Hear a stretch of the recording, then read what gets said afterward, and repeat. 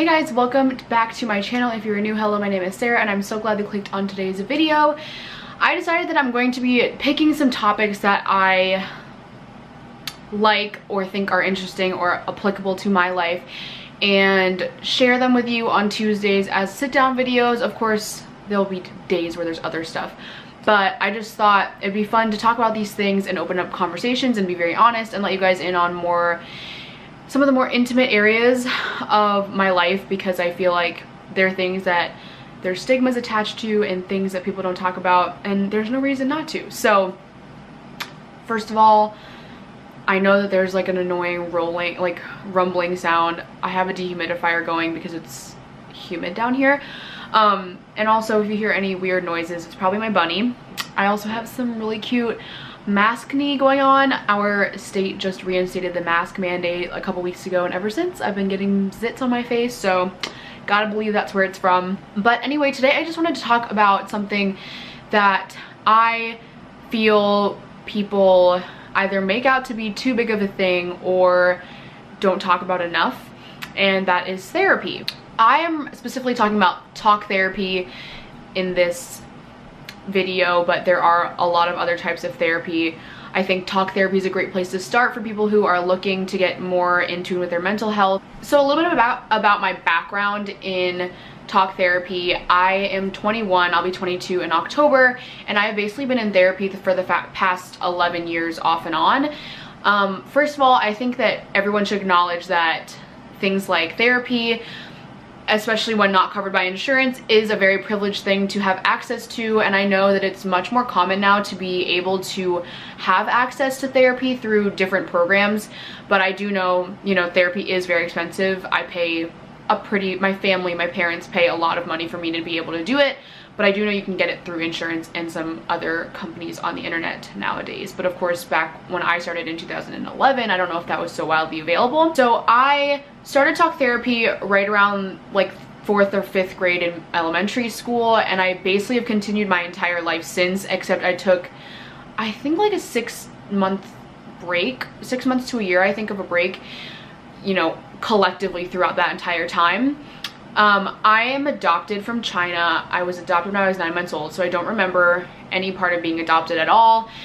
I mean, besides like stories, obviously. And I don't really have a lot of visible trauma from it. I don't think about it. It's not really something that ever really crosses my mind. I grew up with my family. I'm very close with them, and I didn't go through a lot of the traumatic stuff that some adopted kids do go through. So in that sense, I've been very lucky. I feel like that is a factor in some people's stories, so I just wanted to mention that that's not something that's really affected me, so I can't really speak on that. But I grew up in New York City, and I went to a school in East Harlem, New York, and obviously East Harlem is like a rougher part of town, and that's not to say I loved my school, the community was great, but a lot of the kids there were coming from very different backgrounds than I was. I came from a rather like an upper middle class white family, and a lot of those kids were struggling with like food insecurity and like all that type of stuff, which I had just never really seen before, because that's just not the crowds that like my family hung around in. So obviously I picked up on a lot of their behaviors as, like their friends, and where they lived, it wasn't uncommon for there to be violence and drugs and stuff like that. And I obviously didn't do any drugs or anything like that, but they took away a lot of my innocence with that stuff, and I hung out with them a lot and just picked up on some of their like rebellious behaviors. None of it was destructive at all, but it affected like my personality. And so my mom thought that I should try to maybe go to talk therapy to talk about like why I was doing some of the things I was doing. I was like skipping violin lessons. I would tell my mom that I was coming home and I really was just hanging out at school, like just random stuff. But she thought it might be a good idea because she had gone to talk therapy herself for 20 years. Both of my family members, my dad and my mom, have both been in therapy like basically for their whole life. Not so much anymore, but they were for a long period of time. So it wasn't something, like I always knew therapy was a thing that existed.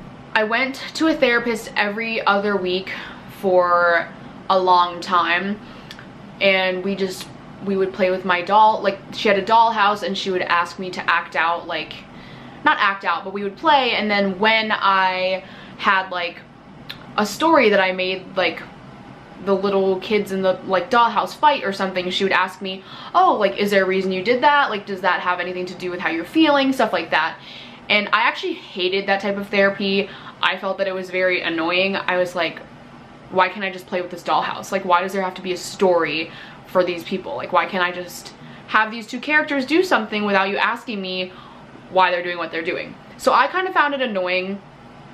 Wasn't my favorite, but she was a really great therapist and I really enjoyed it.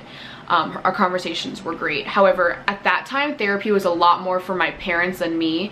It was for her to like report back to my parents on why I was acting the way I was acting, not so much for me to come up with my own conversation and topics. It was kind of like for my parents to know what was going on with me. So then we moved to Washington, DC, or the DC area in 2011, and I obviously I had to find a new therapist. So we found one that I went to for a couple of years. When we moved here, I did take a little bit of a break from therapy, and I actually thought that it wasn't really worth it and I wasn't getting anything out of it anymore, and so I did stop for a while. So I actually went to a few camps and programs for adopted kids during that time, and it wasn't really for any like specific reason. My mom just like thought it would be a good way for me to make friends, and I did actually make some friends that I still talk to this day, so that part did work. But I think what was harmful about that program was like I kind of felt like something was wrong with me because those kids had serious issues. A lot of them remembered their birth families, and they knew that their moms had like fetal alcohol syndrome and all that stuff, and that was never something that really affected me. And so I felt like my parents were saying that something was wrong with me and that like I needed help with something that I thought I didn't need help with. And so I think that that kind of like hurt a little bit more than it helped in that sense. And I think like there's a time and a place for those things and they are helpful, but for me it was like a little bit like not harmful, but I just felt like it was a waste of time. So I think it like was a point of like tension for me and my family because we were like fighting about why I didn't want to go and stuff like that.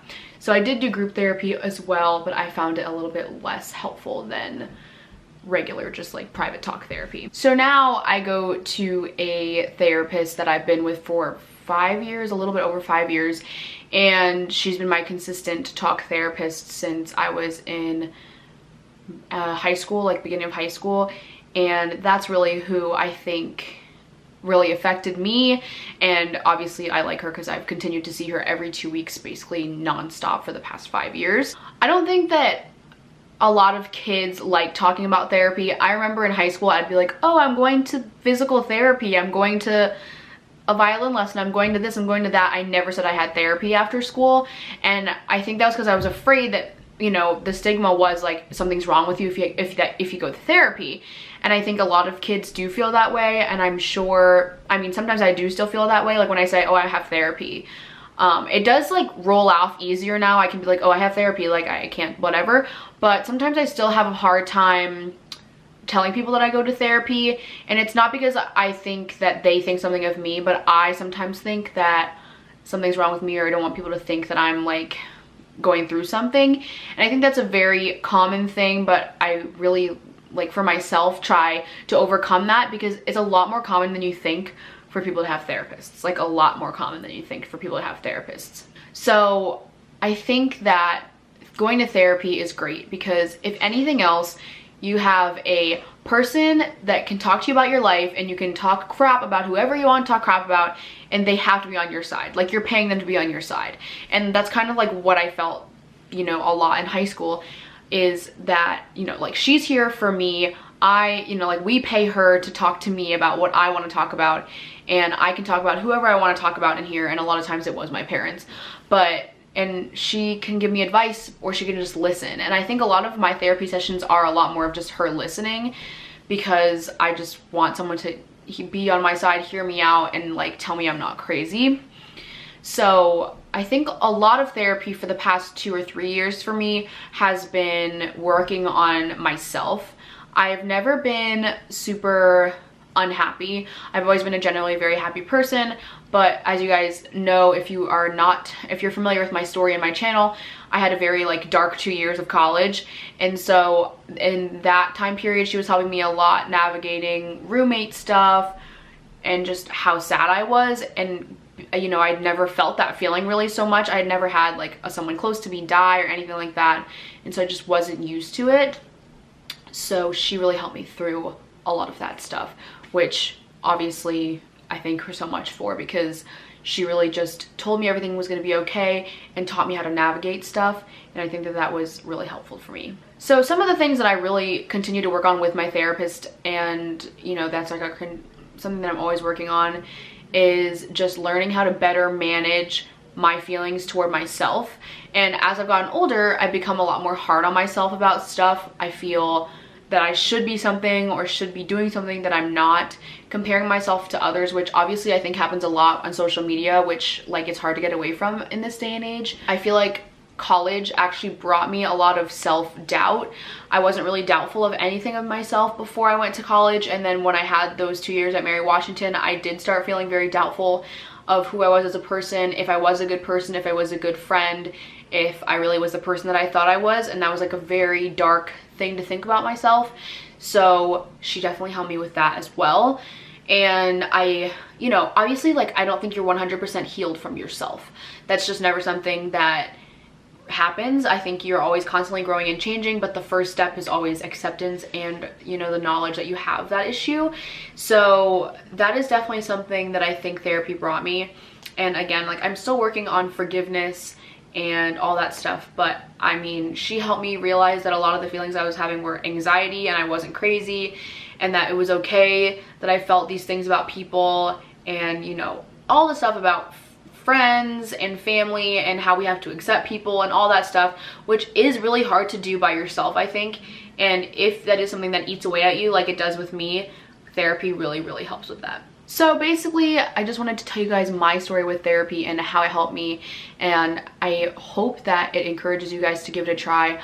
The first and most important thing if you're going to try therapy is you have to be honest, because they can't help you unless you're honest. So if you're going through something really dark and you're like, oh, they're gonna judge me, they're paid not to judge you, and if they judge you, that's an issue. But I mean, I don't think I've told my therapist a single thing about anybody or somebody or feeling some way about somebody where she was like, oh my god, you're a terrible person. So yeah, I hope this helps you guys feel like it's okay to be in therapy, and I promise you a lot more people in your life are in therapy than you think. Like, trust me. I always thought that I was only one. No, a lot of people go to therapy. It doesn't make you weird or messed up or anything like that. It just means you're a human and you've got stuff going on, and it's helpful to have some eyes and ears to listen. I hope you guys enjoyed today's video. If you did, give it a thumbs up and subscribe to my channel if you haven't already, and I will see you guys in my next one. Bye.